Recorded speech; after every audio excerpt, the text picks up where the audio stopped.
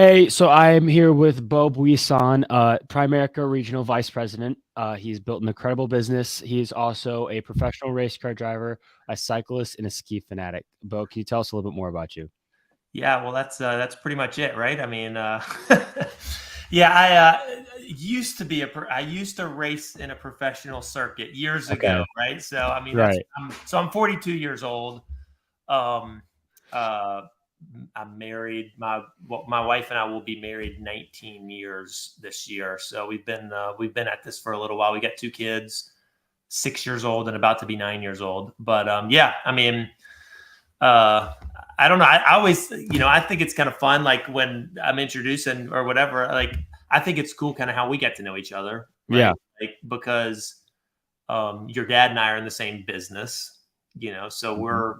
we're in this financial services business. For me, it's a family business. I work with my dad and my brother and my wife. We all work together. We kind of run the family business nowadays, and that's kind of fun. So that's kind of how I got to know you, is through your dad, who's also in the same business as us, but then also through cycling, right? Yep. Like, one day your dad calls me up and he's like, "Hey, Bo, yeah, Cam's getting all into mountain biking." I'm like, "That's awesome," So and so we've had tons of chats over the years with all the fun stuff with cycling, and I've enjoyed seeing you, like, come from, like, "Hey man, I'm thinking this is kind of cool," to now, like, I mean, hardcore. Like, I can't.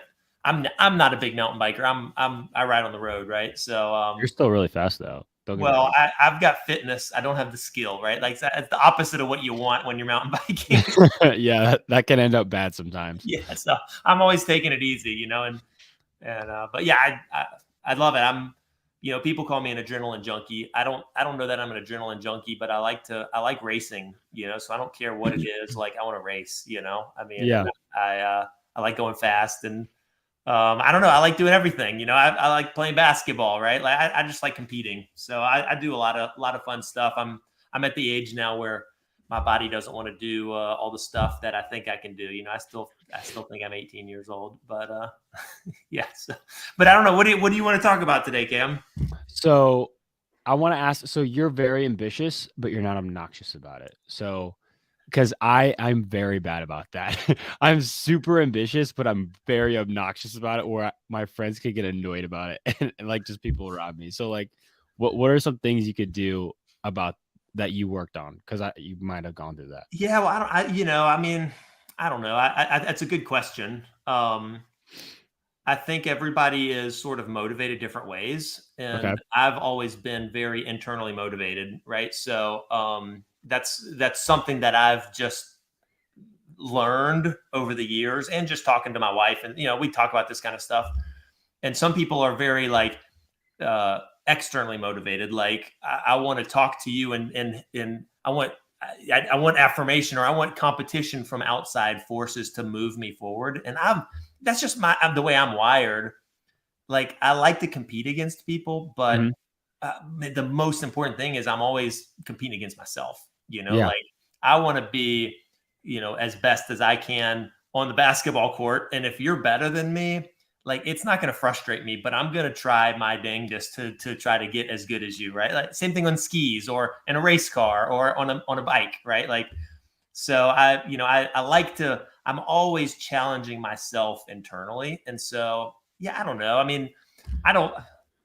I don't know that that's obnoxious. Maybe you feel like it's obnoxious or something, but I like that personality also, where you go, you know, um, yeah, I don't know if I know. I don't know if I know what you mean by you being obnoxious about that. You mean just talking to your friends all the time about that kind of stuff, like? No, no, no, no. Like when I get into it, I get into it, right? Right, Like when I'm at a race, I remember the first well, I guess junior 17 through 18. I don't know what you call that. right. Um, but I was there, and I remember I was with the team that I was at currently, and all of us were getting hyped, and the older guys that were in the category I'm in now, so U23, they're like, "Yeah, Cam, just have fun." I was like, "No, I gotta go all out." Right. I Okay. remember being like, that's exactly what I said, and Yeah. I go back after where I got, like, my butt whomped on, like, I just was horrible, and I go, I can't remember the guy's name, but I was like, Yeah, you're right. I should just had fun. Wasn't that No, well, that's again. I mean, that's personality stuff. I mean, you're the oldest child, right? Like, right? I'm the youngest. It's so I think a lot of times oldest to youngest children like are like that. Like my older brother, Hmm. he is super competitive to where he's going to get angry, right? And he's going to get mad, and like I'm sort of the like, people are like, "Oh, you don't care about anything," because I'm like, it's I let stuff slide off my back, but that's neither one of those are really always true. It's just sort of personality stuff. You learn how to work Right.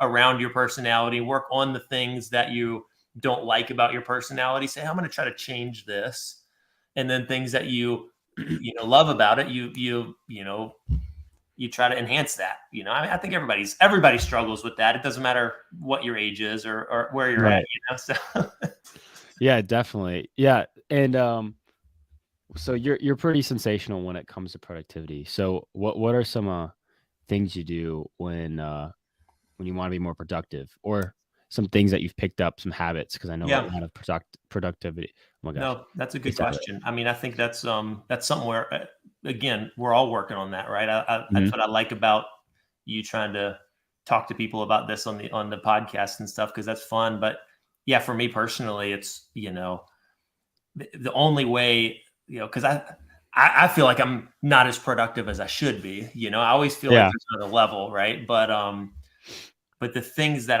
I think have really helped me with my productivity is getting organized. Hmm. And naturally I'm not like I'm not good at that. Like keeping a calendar and a schedule of what my week looks like. Like I break down my life in weekly chunks, and that's how Yep. that works great for me.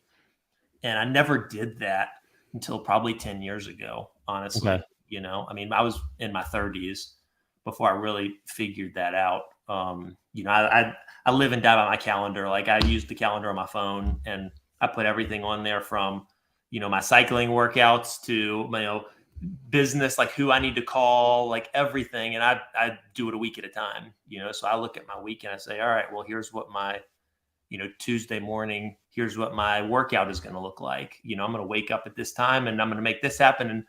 And I plan out my week and then I don't feel crazy all over the place. I think I think figuring out how it works with your personality is super important. But Okay.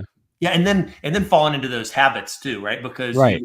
it takes like being really diligent about it, but you can't be diligent. You can't be like hardcore on it all the time because we all get sick and tired of that, right? So Yes. there's a period of time there where you say, man, I got to really figure out my calendar, and then it becomes second nature.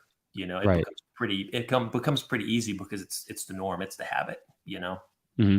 Like I Yeah. know every week Monday's going to be, if I'm going to do a ride, if I'm going to work out on Monday, it's going to be super easy because I'm going to go hard on Tuesday. Yeah. And Wednesday is going to be like I'm going to like this morning that is Wednesday. I went and played basketball, so I knew, all right, well, I'm going to play basketball this morning with all these guys, and so like my body's going to be broken down for tomorrow. So like I'm already hurting. So like Yeah. so it's yeah, you kind of figure that schedule out and the rhythms of life out, and you figure out your habits. I think that's the only way to be productive is having developing great habits. In the things that you really want to develop at. But Okay. So like with the calendar, I started doing. It's funny. I do it by a week too, okay, because I have to. I've been doing this thing where I'll take like power naps if I'm getting a little bit tired. yeah, Like, because I've taught myself how to just shut down for 10 minutes and then I could just wake up. I did that. that's good. I did that in class today, actually. I don't know if um, that's good. I don't know if that's good or not. I asked my teacher; she said it's fine. Um, and and I felt great. And then I got like everything done afterwards because I was working on stuff for the podcast and I'm doing my licensing, so I was getting that done too. Cool. Um, so yeah, do you do little things like that where it's like, or you go and you drink like I don't know, like a Starbucks Frappuccino, or I don't know. Do you do stuff like that? Yeah, I mean, not really. Like when I don't know. I mean, I have crashes from over exercising, like I've worked, do a crazy hard ride in the afternoon. I'm just absolutely worthless. And Yeah. I've never been a good power napper. Like if I take a nap, then it takes me an hour to wake up from it. Like I'm horrible about that. Like I don't drink coffee. And Okay. so I don't, every once in a while, I'll, probably once a month, I'll drink a Coke, just to like get a little like caffeine pop, Mm-hmm. but yeah, no, I mean, I don't know. I mean, I kind of find that, there's so Art Williams, one of the guys who founded our company, he had Yep. this great quote that I kind of learned to live and die by. But a long time ago, I heard him say this. He said, "There's only two things in the world you can control. It's your attitude and your activity." Right. So Okay. that's the only thing you can control. Right. So Right. whenever I'm like getting down or feeling like, oh, I go, wait a second, like this is an attitude thing. Like I know I'm tired, but I can immediately get myself up and excited no matter how crappy I feel. Yeah. Just by remembering, I just go attitude, activity. That's what am I doing and how am I acting or how am I feeling? Right. I can control that. I can't control all the other stuff. So Uh-huh. that's what, because people always tell me, they're like, "Boy, you seem like you're always excited and you're always happy." I'm like, well, if you ask my family, they're not going to tell you that because they see me all the time, right? Yeah.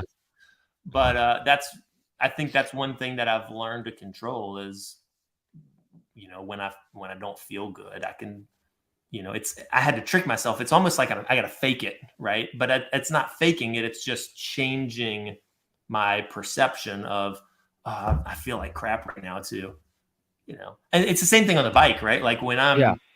I think that's one of the things that separates an average cyclist from a really good cyclist is their ability to suffer, to, just go deep when you can't anymore, Yeah. again, like, I feel like that's a learned thing. Like when you're just, and I'm riding with people who are way stronger than me, I'm going, I can focus and say, all right, this is just, I know I feel like crap, but like, I can be excited about this and I can push through. Right. So Yeah. I think that all that kind of goes together a little bit, I mean, Yeah. And definitely how you're brought up, because your dad's definitely, I know he was probably strong in mental toughness when you grew up, as my dad was and is. yeah. Yeah. Like Yeah. that definitely played a factor. What was it? It was a few weeks ago. We had team camp and we were all riding, and oh my gosh, I felt like crap because I was doing heat training, and Oh, that's no fun. I was doing heat training for like 2 months prior. I'm still doing Oh, it. wow.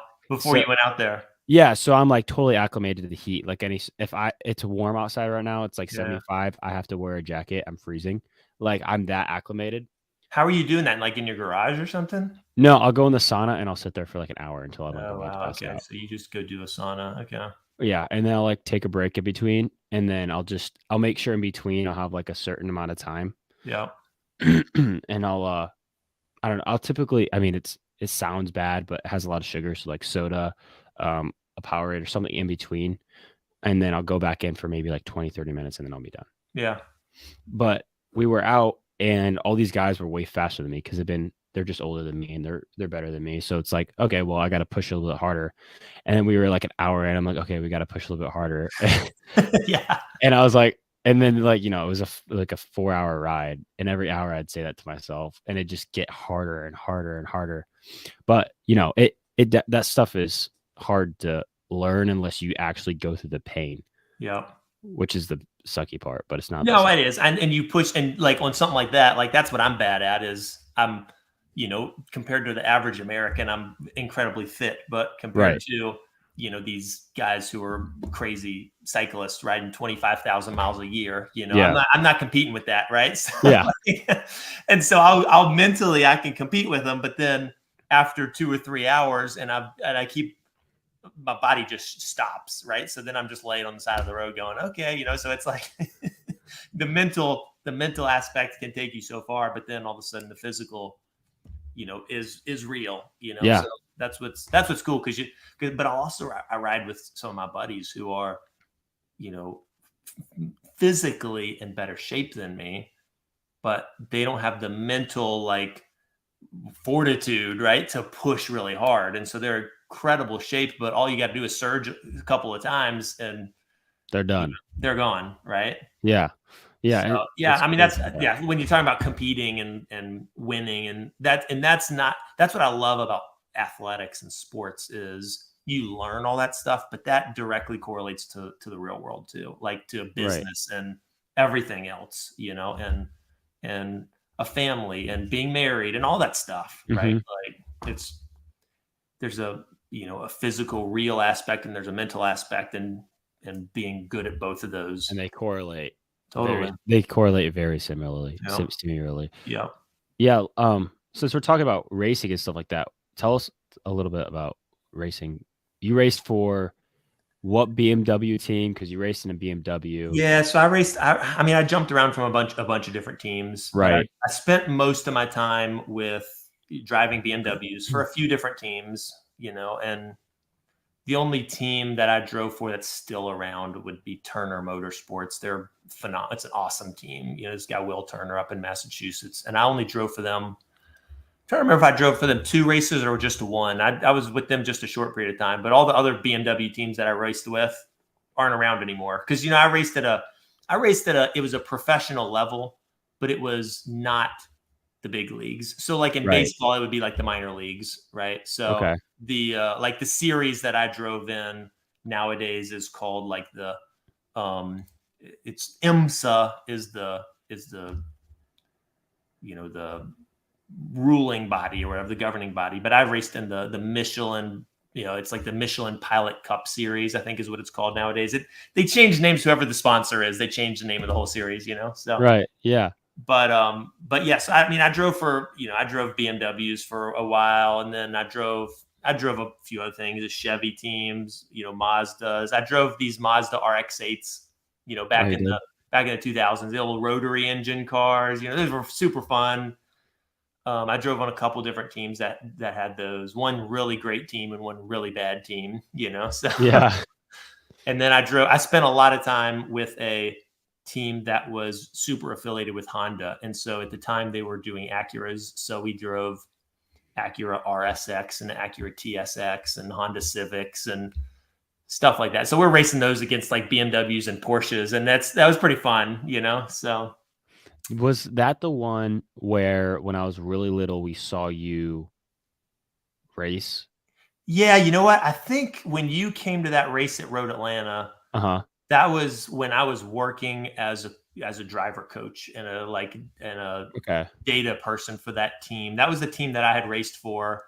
And it took me a few years to kind of wean off of it because I was like, all right, I'm not going to be a professional race car driver anymore. I'm going to go into business because I wasn't making any money at it, at Right. that minor league level. And I just kind of was like, all right, I'm not going to do this anymore. I'd, been doing it for 6 or 7 years. And I said, but I still went and I wanted to play at the racetrack, So the team that I was with, the last team, they hired me to go around to the racetracks, and I was driver coaching and doing all the data analytics for them. And so that was on that team. I think they had what did they I think our cars at the time, they had a Honda Civic and they might have had an Audi or something like that. I don't remember They what had cars like an they Acura. I have a picture of it had. Okay. somewhere. Like, Yeah. because I remember I got the whoever the guys were autographs Right. in case they became famous type thing. So so uh, and I don't know, I forget who they were, but Yeah. I remember sitting in the race car and I remember it being an Acura so vividly because it was like I got to sit in a race car and I Right. was like, Right. it's so cool. And I Yeah. was like 10 or 9 or something. It was Yeah. cool. No, I know. I mean, those things are, I love race cars. They're so much fun, but I'm not that involved with them anymore because I'm like, I can't be partially involved with it, and it's too expensive to be a hobby. So I'm like, all right, I'm just going to get into bikes. It's a more fun Yeah. hobby. So Yeah, you get to ride around wherever you want. yeah, yep. S So, who got you passionate about what you do? Or was it like a self what or who got you passionate about it? Yeah, I don't know. That's a good question. You mean like, well, I mean, there's a lot of stuff I do, right? You mean like my work or We could talk about work. Yeah, yeah? I work. mean, I don't know. I mean, the reason I got passionate about work is because I wanted to make money, and Mhm. you know, I I didn't see a better place than where I kind of landed here working in our family business, and I wasn't super passionate about it in the beginning. Honestly, I was just kind of doing it because it was something to do. And I was racing cars and working part-time with my dad, basically, and I was like, it's just something to make money while I'm trying to become a race car driver. Right. And as I got more involved, I got more passionate about it. Cause what we do is I always say we help people with their money. We help people save and invest money and plan for their future. And I didn't care about that. And then I started doing it and impacting people and change. And then I got super, the more I did it, the more excited I got about it. So really it was the people whose like lives I was able to change and put on the right path. And I was just like, well, this is pretty amazing. Like I can help these people save and start investing money so that 10 years, I show them how to get out of debt, and so that 20 years from now, they're going to be like wealthy and without me, otherwise they're still going to be broke like they were today, So yeah, I mean, that's what got me passionate about it, to be honest. It was just sort of, and there was a lot of people that poured into me that helped teach me. And I mean, your dad honestly was one of the ones that really taught me a lot. Cause when I was first getting in the business was right when you guys moved down to from Michigan, Oh yeah. Cause and I was you guys moved down. I was getting out of racing cars and getting into business, and your dad moved down here. And it was like, and he sort of helped train me in a lot of the things that I learned. And that was a major impact. I had a lot of people that had a major impact on me, but yeah. With helping people, I know this is super vague because I'm starting to learn the business more and more. So I know this could be a very vague question, but just answer it as best as you can.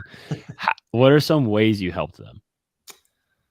Well, I mean, people have lots of problems in their lives, right? Like there's lots of problems that people have, but I think one of the major problems most people have is money. They have money problems. Yeah. Right? Like they're either, and you'll find this as I mean, when I was in high school, I didn't have a clue the money problems that people had. You kind of hear a little bit, but when you get out, as you grow up and your friends start getting married and start working and all this kind of stuff, you start find out like, and because we all have big dreams, right? Especially when you're in high school, right? You see these, you go, oh man, I'm going to be a millionaire, or I'm going to be driving a Lamborghini, because you see these people on TikTok and all this stuff, and you find out that that's a pretty small percentage of people that ever do anything like that. And even most of the people on TikTok driving a Lamborghini, it's, they rented the thing. It's not even their car, or else they bought it and in 3 weeks, the bank is repossessing the thing because they can't make the payments. Yeah. So it's just people have so many money problems, and that's the way that we help them is, we basically put them on get them in the habit of saying, all right, we're going to automatically, start these savings programs where you're going to start saving money in case an emergency happens. Start saving money in case you want to retire one day. You don't want to work till the day you're dead. Yeah, it sucks. Yeah. So, I mean, that's the main ways that we really help people, and just putting them on the right path, make it very simple, and, cause most of the stuff you hear is, and it's always been this way, people want to take a pill or watch a video or do something and like overnight get rich, and the reality is that just doesn't happen to people, I mean, like winning the lottery, sure, somebody's going to win the lottery, but it doesn't happen to you and me. It doesn't happen to people we know, So, yeah. Help us to some guy in the middle of nowhere. And yeah, I mean, it's just not going to, so, and that's what people are counting on. And that's not the right way to do it. I mean, like in my core, I'm a big believer in truth, right? Like, and it sort of flies in the face of our culture today, because the culture today, everybody says truth is relative. And I think that's a lie. Okay. Right? Truth is not relative, right? Like truth is truth, right? Even if you say, right, like if you say, my shirt is, if you said, hey, Beau, your shirt is pink, right? You can say that all you want. I believe your shirt is pink, but my shirt is not pink, right? That's the truth, right? So, Yep. but nowadays people like to say, oh, I can, say this, and my truth is this, and your truth is that. Well, I don't believe that. I'm a big believer in reality and truth. Yep. And it's hard to know what truth really is a lot of times. And I love that search for truth, I mean, Mhm. and everything. That's why I kind of nerd out on this stuff, like with exercise, and I'm always researching and I want to find out, because every 6 months it seems like, somebody's doing a new, here's the way you get fit the best, Yeah.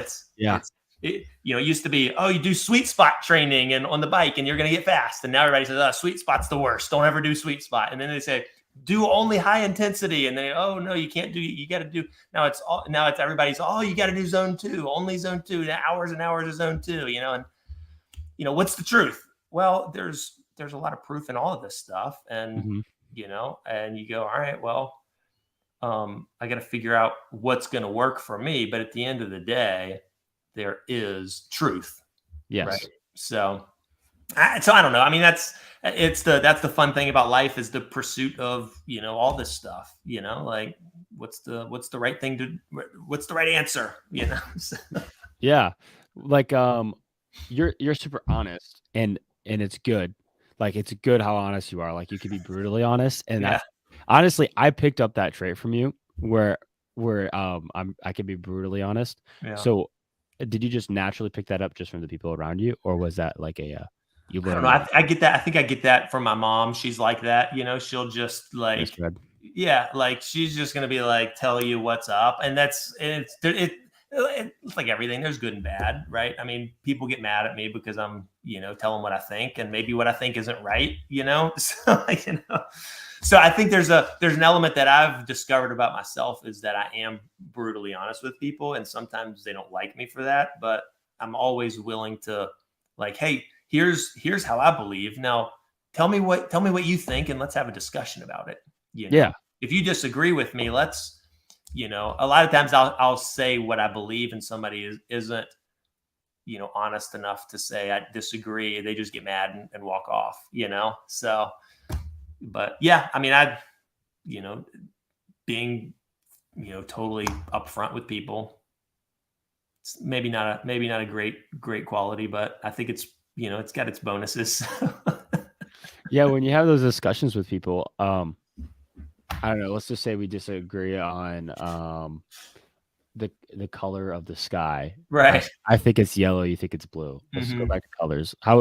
And I get really mad. Like, I'm like, I take it to heart. Right. How would you have those discussions with me? Well, I mean, it's hard, right? I mean, it's hard to have a Yeah. discussion with somebody that's mad, especially nowadays with the internet. Like, it's, when I was growing up, we didn't have all the internet chatting and all these forums and stuff, like social Yeah. media didn't exist. I graduated high school in 1999, and the only internet we had was dial up AOL. You had to dial in through your phone line. If somebody picked up the phone in another room, like the internet went out, So, Yeah. I mean, but I feel like on the internet, people can't have honest discussion with people, and it carries over into real life, right? So Right. nowadays, it seems like people get so mad about, instead of just having an honest discussion, like, hey, I don't agree with you, but we can at least be friends, So I think I don't know.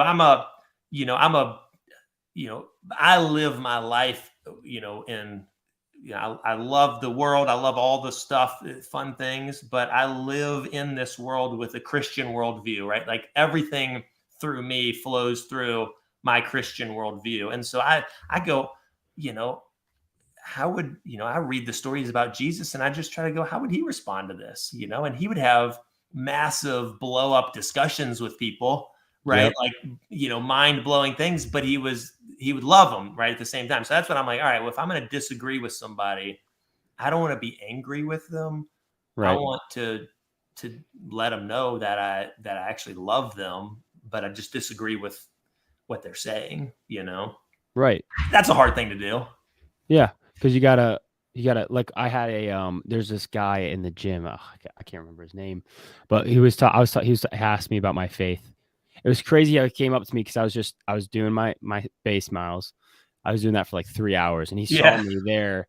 I don't know what happened. He came in, he saw me, and then he must have came back like 2 hours later and saw me when he first started. And I was like leaving, but I was still on the bike. Right. So he came up and he's like, "Hey man, there's something different about you." I'm like, "Oh, cool." I didn't know what he was talking about. And then next time I see, he's like, "Oh, here's my number." And I'm like, "Okay, cool." And then next time I see him, we start talking about my faith. Come out, he's an atheist. I'm a Christian, and it was just cool to see like how we totally disagree on what we view, but we're buddies. Like there's Right. nothing that changes that. Yep. We're buddies, even though Yep. we have totally different views. Mm-hmm. Yep. No, and I mean, that's just getting more rare and rare today, with, Oh yeah. I think all the social media stuff just enhances that because it's very easy to bash somebody and be negative online Hmm. because you can chat and you can say, "Oh, your video sucks," and say just stuff, right? And there's no repercussion. You're not talking to an actual person. So the more people do that, that carries over into their real life, and then they do that in real life too. And we're seeing that in politics and everything. You can't. It seems like you can't have a discussion with somebody that doesn't agree with you politically anymore, right? Like if you like the president or if you don't like the president, it doesn't matter who's in office. Like, people hate each other now over this kind of stuff. And I'm like, Oh yeah. so yeah, it's crazy. So, but I think we can make an impact on that just, one at a time, right? Everybody we talk to. So, Yeah, it's a slow process of yeah, just kind of being honest as we were talking about. But yeah, with those back to habits. yeah, What are some boundaries you set with your habits? Like what are habits you'll allow, habits you won't allow, habits you're fix, habits you're like, I should fix, but I don't want to because it takes too much time, or I don't know. yeah. Yeah, that's a tough one. I don't know. I mean, gosh, that's a good question because I mean, I don't have the answer for that, to be honest with you, because I think we all have bad habits and good habits. That's never going to change no matter what, right? So how do you analyze that? Well, I've gone through periods of my life where I'm super good at analyzing my day, right? Like, because what I do is I plan out my week. Right. I'm not real good at that right now of going back and saying, all right, how did my week go? Right. But in the times of my life where I've ramped up productivity or really made a lot of changes, that's been the biggest factor is I go back and I say, all right, here's what I want to do. Here's how my week's going to look. But then at the end of the week, you go back and you say, all right, now how did it actually play out versus what I wanted? Right. And that helps you identify the areas that you need to change, right? Hmm. And the things that you're not doing a good job at, right? I Right. think always analyzing after the fact. And I picked that up from racing cars, honestly, because every time I come off of the track, we plug the computer in and the computer doesn't lie, like I come off Yeah. the track and I'm like, oh, the car was screwing up here and it was doing this, and the horsepower's down, the engine's not producing power, it's not me. I didn't screw it up. And you plug it in, you get it all out, and you go, oh crap. I was 2 miles an hour faster down the straightaway. And the other guy, I was just screwing up that corner. Like I was like, oh, so I learned to, I became a data junkie with the racing cars. Because it was like, all right, well, here's what I think is happening. Here's what I think is going on. And then you go back and you analyze, all right, what actually happened. And you Hmm. go, oh man, that's very revealing. And Yeah. then you can make the necessary changes. And that's what I mean. Like all sports and athletic, it translates to real life because I did that in business for a long time. Here's what I'm going to do this week. And then you go back and you say, how did it actually play out? What did I actually do? And you're like, ooh, I thought I was really busy this week, but I didn't do the things that I really should have been doing. I did all this other stuff that wasn't important, and you go, oh crap, I need to change that. Yeah. With the Whoop, because I have the Whoop, Yep. and I need to get better about it. I'm really bad about the Whoop specifically, Right. but that switched me into a habit of like data analytics Okay. for myself, for my own performance. Yep. And it's been really beneficial just because it's not so much like the actual information. It's you know what you need to do. You already know everyone already knows what they need to do pretty Right. much. For the most case, everyone knows. Right. But we decide to try to find a loophole when we know there's not one, just to kind of entertain our minds. Yep. And that eliminates it completely for me. Yep. So I'm like, there's no loopholes. I know what I need to do. I know it's going to take a few years, but I'm going to get there. It's just going to take forever. At least it feels like that. Right. That's what it seems like, right? Right. Yeah. But that's what's so good about habits. And that's what's so good about the analytics is that it tells you that, and it's very honest about it. Yep. No, that's what, I mean, that's something you'll find too, is that, everything in life, they say the days are long, but the years are short. Right. So that's the crazy thing is like when you're in the middle of something, like I'm trying to reach this goal and the goal is 2 months away. 2 months seems like forever. Oh, but yeah. When you look back 2 months ago, you're like, that was like, seems like yesterday, and time flies so fast. But when you're in the middle of it, it seems like the future. So you go, all right, 2 years that seems like an eternity 2 years from now. But I promise you 2 years from now, you're going to look back and be like, where did the time go? Like, that seemed like yesterday that I was just doing that. Right. Yeah. So and habits help get you there, help get you through the hard, monotony of the day to day. They say, there's a saying where people say you got to fall in love with the process. If you want to win big, you got to fall in love with the process, because the process is not fun, because the process of if I want to be fit on the bike and I'm out of shape right now, I go, that process is horrible because I've got to ramp up and I can't just instantly ramp up or I'll blow myself out. So I've got to slowly. So how do you fall in love with the process? Well, you create little habits to make it a no-brainer, right? Because if you have the habit, you don't have to think about it. No. Yeah, like when you're talking about what is it called? Long suffering? Is that what it is? Yeah. Yeah, long suffering. Yeah, sounds right. Sounds right. Sounds good. Yeah, sounds good. It's a fancy term. So with long suffering and sustaining that, like, constant pain, I guess you could say, is a way to describe it. I don't like using the word pain, but like constant work. Yeah. How do you take it? I take it day by day, sometimes minute or second by second, depending on what I'm doing. Right. But when you're doing that, is that your approach? Yeah. Well, I mean, that's the secret to everything in life, right? People always want the shortcut, but I've always heard and I've always believed that the only shortcut to anything in life is doing it right the first time.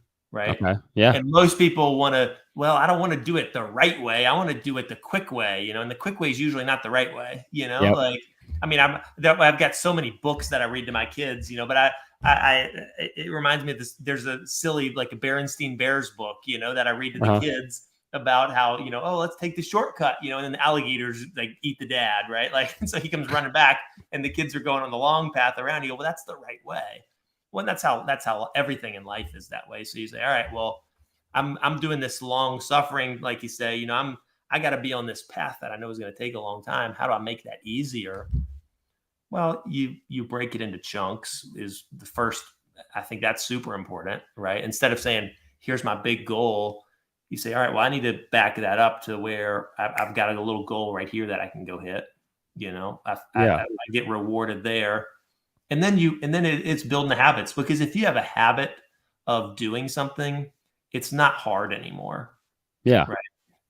I mean, like waking up in the morning and reading, having a quiet time, reading a devotional, just meditating, whatever you want to do. Right. That's a hard thing for people. But if you build a habit of it, it's not hard anymore. It's just what you do. Right. Yeah. So, I mean, I think that's true in everything in life, right? So. Right. Yeah. So what are some of your favorite places to travel to? Oh man, I don't know. I've gone so many places. I've been all over. I mean, honestly, I love everywhere. I mean, there's not too many places I've ever traveled that I don't love, like I just love it. I love exploring. I'm more of a small person than a big city person, but but we go to New York City almost, in COVID, we didn't go up there, but we go almost every year and go visit New York City. And I love being in New York City for 2 or 3 days, and then I'm ready to get out of there. Yeah. We have a family place out in Colorado. Like, I mean, you were out there this last year, right? Like, that's Yeah, one I of my love that favorite place. places in the world. Just I love being in the mountains. But is Colorado better than Utah or better than British Columbia or better than the Alps? They're all awesome, right? Like, I love all those places. I mean, I love it. I love seeing the world. I love the ocean. I like being out in the middle of nowhere, but also like being in the city, man. I love to travel. I love to see it all. I love to experience the people, everything. Yeah. And I also like being at my wife loves the big, fancy, expensive resorts where everything is taken care of. I love that stuff, but I also like being, in a tent, like on the side of the road, like I do. I love it all. I kind of am that way with life where, I don't, I don't know if I have favorites. I like it all, like I want to try it all. Like if there's something that I haven't done before, like I want to give it a shot, So, Yeah, exactly. So then so then how about what's the craziest story you've had with like somewhere you've been and like something totally like out of the blue happened? I don't know, man. That's a good question. Out of the blue, like, well, I mean, I don't know, man. There's so many good, crazy stories. I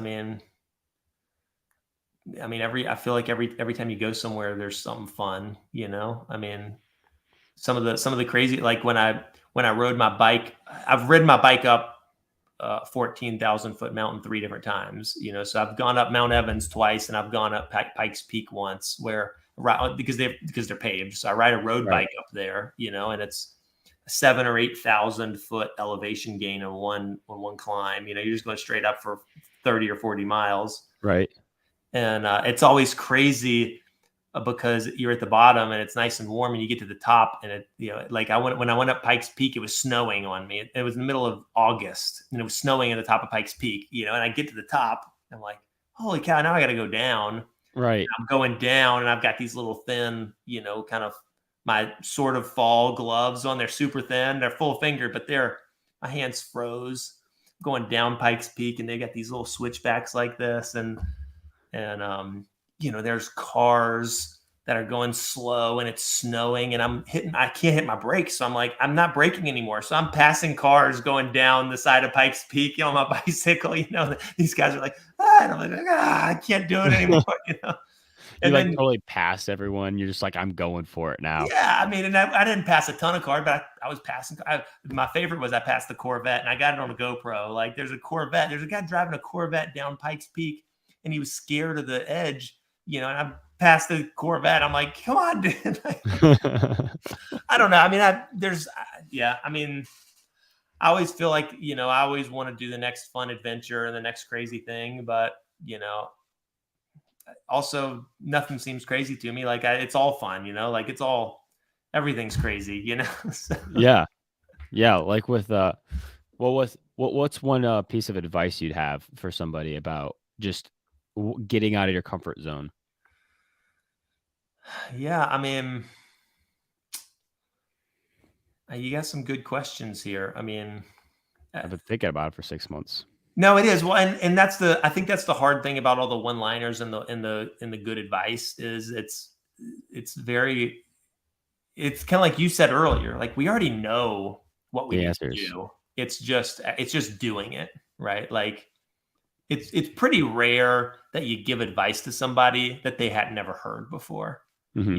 or at least they kind of go, yeah, I know, right? Like get out of your comfort zone. Great advice, right? But Yeah. it's a lot easier said than done, right? Mhm. So I think that's the best advice is, you know, look at yourself and what are the things that I'm not doing that I need to be working on, because they're always there. None of us are living a perfect life. We all have, and you never will. Mhm. So you say, if I want to get better, if I want to be a higher performer, if I want to have more success at whatever I want to do, it's not what do I need to learn. Most people think it's what do I need to learn next. It's not what you need to learn.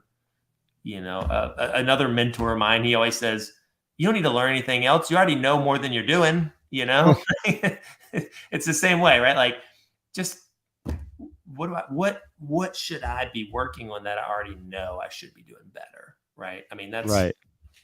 I think that's the advice that's changed my life the most, is, because I think most people will say something like, when they get started at something, they're trying to be better at something, they'll say something like, well, I'm the kind of person that really wants to learn this before I like go jump into it, or I want to make sure that I've got the time commitment before I go jump into it. Right. And I think that's stupidity, right? That's an excuse, because everybody feels that way, right? That's a way for us to be, to feel comfortable with where we're at, because we don't want to go make a change. But the reality is the only way you get better is through change, right? And nobody wants to change, and so you say, all right, well, what do I need to change? I don't need the change isn't I need to go learn. I need to go get more information. The change is I already got the information I need. I just need to apply what I already know, Right. And that's true in everything in life, right? Like, yeah, you already know everything you need to know to become a professional mountain biker and be in the Olympics. It's just, are you going to actually do it? Right. Yep. Like, that's the secret, right? People are looking for the secret to success, and that's it. Like, you already know. It's just, are you can actually do it or not? And most people will not. And even people that are super dedicated and say they're going to and want to, it's still hard, Yeah. And that's how you beat everybody else. That's how you beat all the other competition, is you go, all right, well, as they're falling away, I'm going to keep at it, and how you're motivated, whether it's internally or externally or all that kind of stuff. And whether you plan, a year in advance or just the day in advance or like just a second, it doesn't matter. We all got to figure out what works for us, Yeah. Yeah. And time will tell. Mom always says time will tell. With everything. I mean, because everybody's got a good game. Everybody talks a good game. Everybody says, I'm going to do this great stuff. And most people just don't, and that's like you said, with the impact in my business that I make for people is you get these people with big dreams, and they get out into the real world and they find out they thought they were going to be wealthy just because, it seems like anybody can get wealthy. It's easy to get wealthy. All you got to do is, make a TikTok video, like, and you're going to be rich. Well, it doesn't work. Life doesn't work like that. Right. So you go, all right. So they get beat up and they find out that, holy cow, I'm 35 years old and I'm broke, and I show up and I say, listen, I can get you on a plan so that you're not going to be broke forever. Right. And I can make it. It's just by doing what you already know you should be doing. You should be saving money. You should be investing money. You should be being smart. Don't spend every dime that you make, but most people just don't do that. Most people spend every penny that they earn. So talking about assets, because I just, I have a few assets, but then I just started that are like, you can like, I have a small little business. Then I have other things that make me money on the side. So I started investing in stocks like this past week. So I have like 3 shares, and then I have 3 stocks that I'm invested in, and I think 10 shares in total.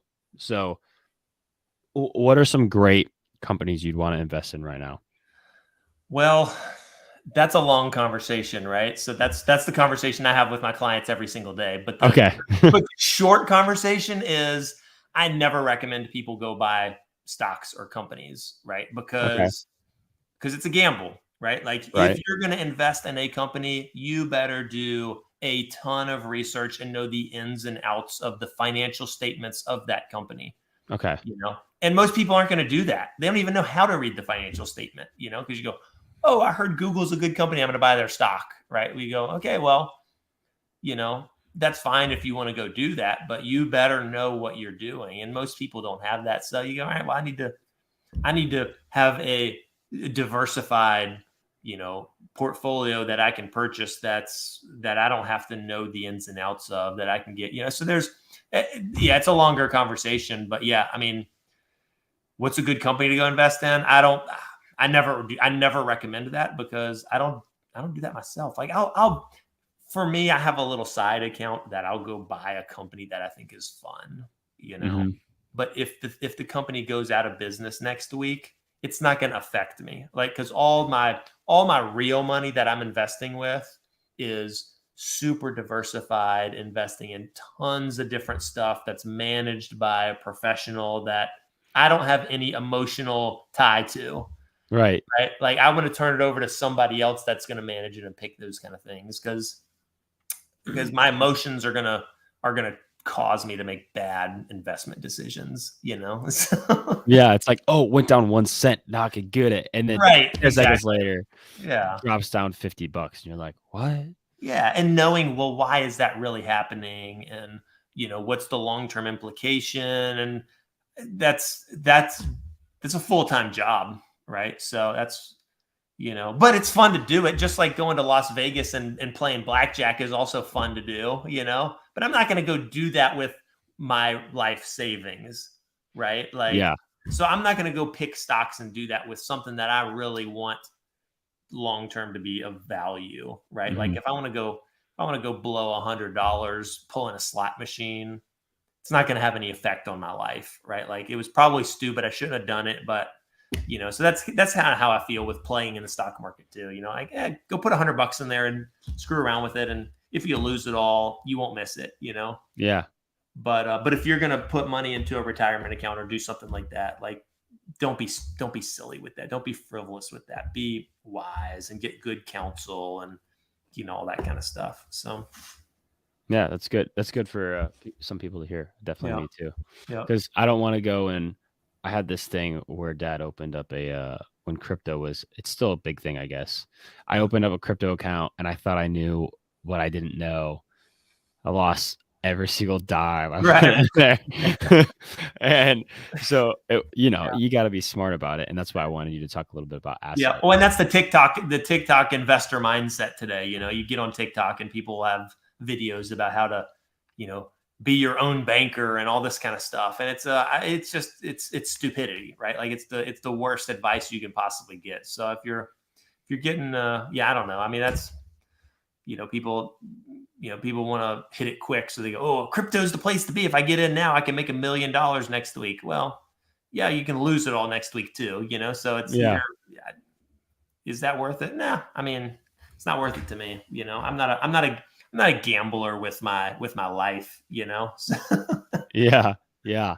I've had to take a step back from that because I started to gamble a little bit with, like, my money and stuff like that, and I right, got now I'm 18, so it's not gonna right, right, right. detrimentally affect me, You don't but you don't got a family that you got to worry about right now. no, So, no, I have a bike, a jet yeah. ski. Actually, I have 2 bikes. So I got a bike, a jet ski, and some gas money I gotta pay for. That's about There it. you go. Yeah, so if I lose some gas money, I'll go work at Dunkin' for a month and be fine. There you go. Yep. Yep. But yeah. Anyways, man, I appreciate you coming on. It Yeah. was a No, great it's fun. conversation. Yeah, love it, love it. So yeah, I always enjoy chatting with you about all this stuff. So we Yeah. will. Well, I'm sure we'll talk soon, and we'll go out for a ride soon too. So Yes, definitely. We gotta go find somewhere new to ride. yeah. Alright, I'll see ya. All right, man. See ya. Alright, bye.